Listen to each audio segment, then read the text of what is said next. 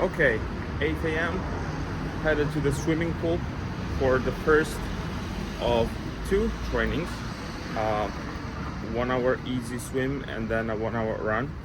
Um, I'm not used to. I'm not doing brick trainings yet for Ironman because it's way too distant. But you know, I will be traveling for the rest of the weekend. I have to squeeze them in. So the plan is to also experiment a little bit with blood sugar and insulin timing, especially um, around run that is later in the day.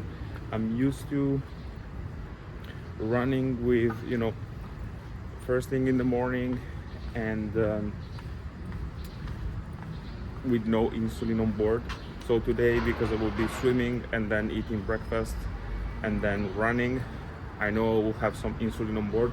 So I want to, train myself to kind of manage that complexity. And so I will bring you around. Let's see. For now, swimming, blood sugars are perfectly in range on a 105 for the entirety of the night. So that's great. Now I have to wait a little bit for the swimming pool to open. And now we go. So yeah, it's gonna be exciting. I love to eat for sure. I will show you what I eat. Spoiler, it's a lot of white rice. Okay, so training 1 of 2 done. Quite decent swim. I felt strong, and it's always nice to feel good during a key session. Yeah, so it's interesting because I was looking at my CGM line at the graph, and you can see that during the night I was perfectly stable, 105, and then the moment I started swimming, I had a spike, and I went up to 200 for some reason. I didn't eat anything. I just drank some water with lemon squeeze, but that's it.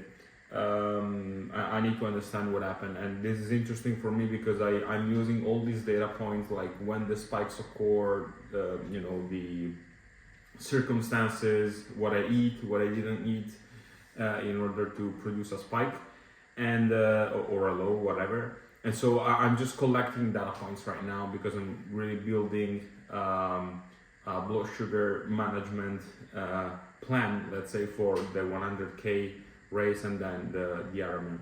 So what I did, I pre-bolused 30 minutes ago because and you can see that I'm still trending higher, but it's coming down because I already feel it.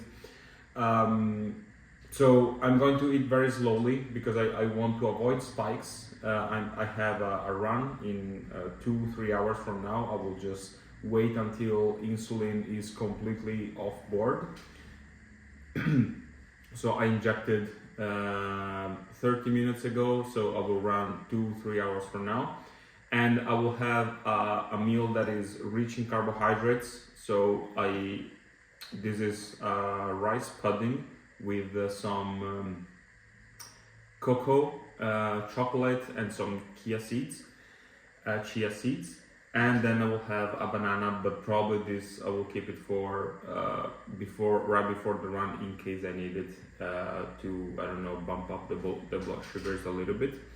But yeah, so what I really want to avoid in occasions like this and circumstances like this is to eat too fast, is to rush through the meal and produce yet another spike, because having a spike, especially like if it's I don't know, if it goes 200, 230, then you feel this rage bolus impulse, this urge to add insulin. But what you're really doing is you're just making it much more riskier to go for a run, because then all the insulin is going to catch up with you, and because you are running, everything is accelerated, and so you are really risking a low, an urgent low even, and I don't want that. So what I will do is I will just eat this very slowly, wait a couple more minutes maybe, to avoid a spike, and rather accompany the blood sugars down towards the right level, because now I have insulin on board. I just need to eat slowly, and then I will just go for a run, eat again, and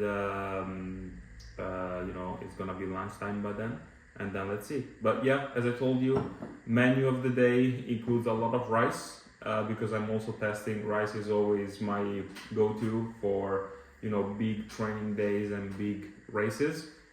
And so today, since I had a double training, it was a nice occasion for me to experiment, what to eat. If rice with some chocolate is also like a viable snack for me. And so that's why essentially I'm trying. So I will have this version of rice right now. I'm not gonna eat all of this. Then for lunch I will have probably some rice with some vegetables or tomato sauce or something like that, and then a source of protein might be tofu or tempeh or chickpeas. Here my source of protein is soy milk, which I will have with the coffee. And so insulin is kicking in, time to eat, and slowly, and then running, and then eating again. Now I will eat, and then I will have some 2-3 hours of focus work to do. I have some writing to do and some outreach and contacting some potential clients. So let's see, let's go. I'm pumped. So something interesting happened. This morning I ate my breakfast as I showed you, and I actually ate only a part of it. I didn't eat all the rice, and probably 50% of the total amount. And still in the 2 hours after, I noticed a spike. And in fact, now that I'm going to run, you can see that my blood sugars are 220. That's not good, of course. And I resisted the urge to add more insulin, because I knew that the insulin that I gave in the morning, was a significant amount, and especially considering that I didn't eat all the carbohydrates that I planned to eat, probably adding would have backfired. So now I'm going for a run. I'm not going to add any insulin, but I had to try to at least compensate or play in favor of my blood sugars coming back to range. And in this case, I guess that the balancing arrows framework for managing diabetes is really helpful. So balancing arrows, it means that we diabetics have several variables that are impacting our blood sugars at any point in time, like sleep quality, stress, hydration, quality of the food that we eat, etc., etc.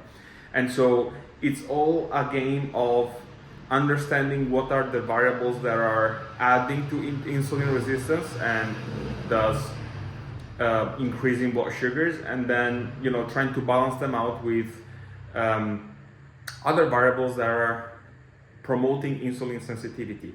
So my higher blood sugars this morning, I was not expecting that, to be honest. I'm a little bit frustrated, not gonna lie, but I think that they are a mix of the last couple of days not really having nice sleep, and that is one of the biggest factors impacting blood sugars. So definitely that's one.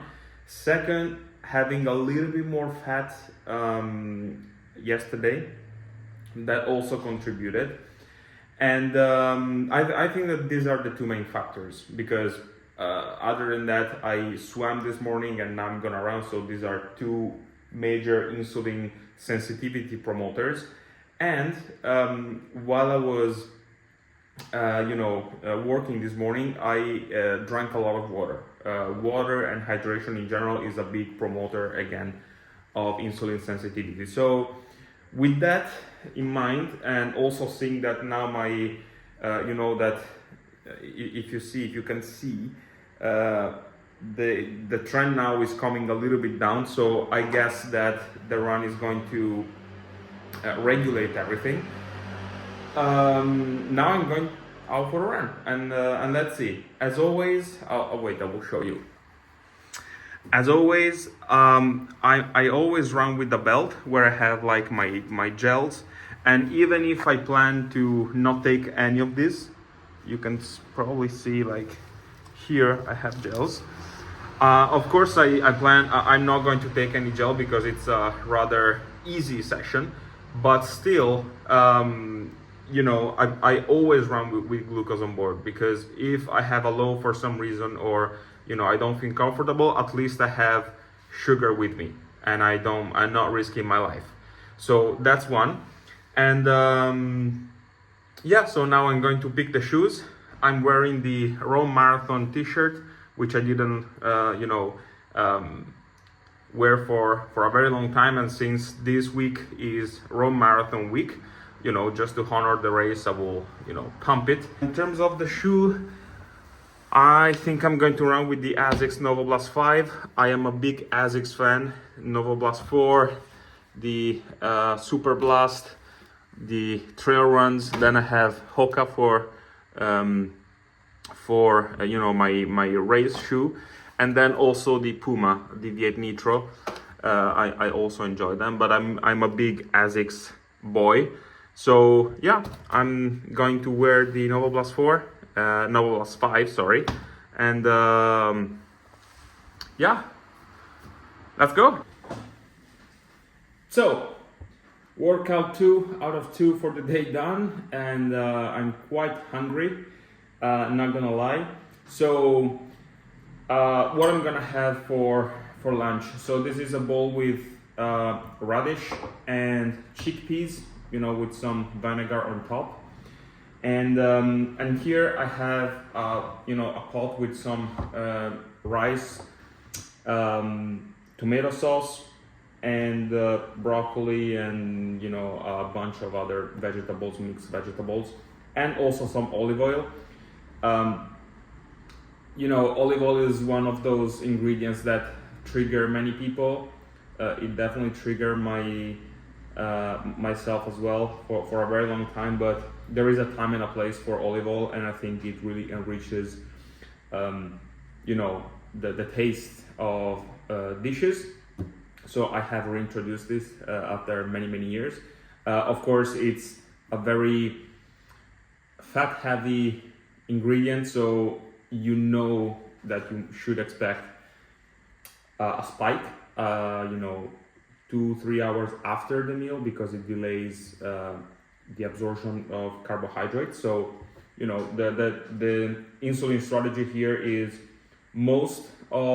for me at least in this moment, is most of the insulin, like 60% of the insulin at mealtime, and then the remaining I will fragment it over the next couple of hours depending on where my blood sugars are trending. I definitely didn't want to front load too much insulin because I just came back from a run and there is fat into this pot, so glucose is not going to hit me right away. So in order to avoid a low in the short midterm, and then a big spike afterwards, I would rather delay some insulin, so I keep my blood sugars on the lower trend, but not a cliff, and then I can always add later. So what happened during the run, I essentially, as I predicted, my blood sugar started to plummet a little bit. They went to 180. Right now I just had a shower and they are rising again to 200. Today it's really one of those days where I would rather not think about my blood sugar level because it's really frustrating. I like my timing range to be above 85% at the very least. And today I just changed a lot of variables. I did 2 workouts. I changed my meals, my insulin strategy. So definitely a lot of shifts in my strategy. So I could, it was to be expected to have to face some adversity. And I think that the important thing here, is to really treat everything as just a data point that will inform the next step. because it would be really, extremely easy for me to look at this number and just be enraged and just throw everything away and hate life because of type 1 diabetes. But I still have to recognize that I am testing things, that what I'm doing is not easy. I'm preparing for a 100-kilometer race. Today I did 2 workouts, so a lot of things to take into account. And of course, all the changes that I did to my strategy, I couldn't predict their effects in full. At least I did my best. Some things did not go as planned. Some things that I didn't even see them coming, like the spike in the morning. I still really don't know the cause, but what I can do is write it down, try to map out what happened, what contributed to it. And I probably have to look at yesterday and the day before, because every blood sugar has a reason. I just need to reverse engineer it.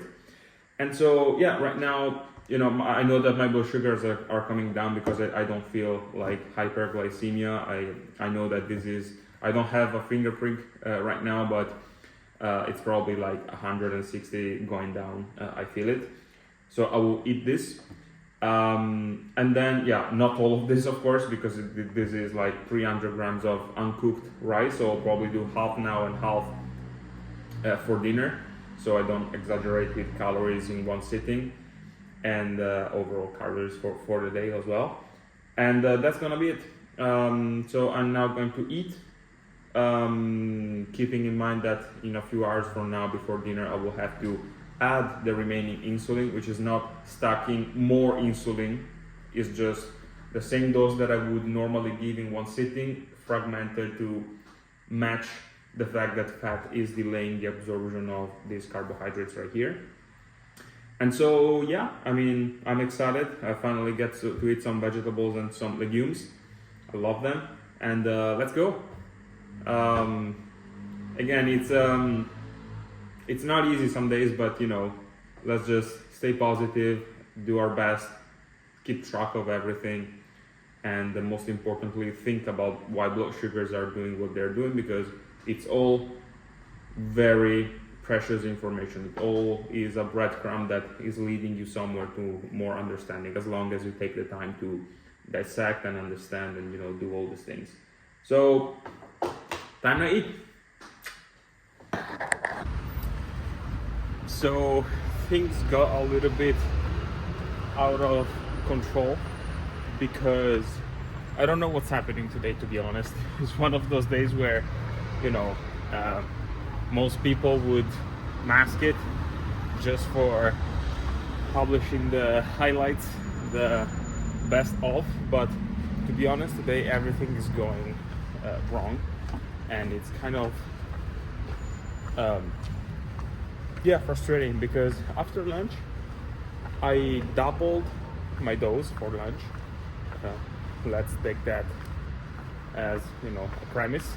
And despite that, and despite eating less than half of the rice that I showed you, of the portion, of the lunch portion, my blood sugars skyrocketed to 300 after swimming and running and everything else. So at this point, I really think it's a combination of many different factors that have nothing to do, or very little to do, with running, swimming, exercise, and all these more surface level things. I think it's mostly subtle compounding stress operating behind the curtains, and the fact that I didn't sleep that much in the past couple of days. So today just sucked.